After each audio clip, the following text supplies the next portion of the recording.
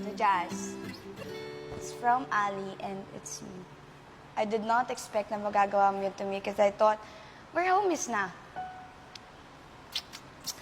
Ay, simba ko. Super foul lahat ng sinabi mo. To me, to the point na, hala ka, mami. To the point na din namin mo, fam, education, shooter, and ex.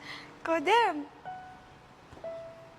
Lahat ng sinabi ko is basically wala sa script ko because you literally triggered me. And if sinabi ko lahat or sinunod ko yung nasa script ko, so parang ibig sabihin nun, pumayag lang ako na i-insult mo ko.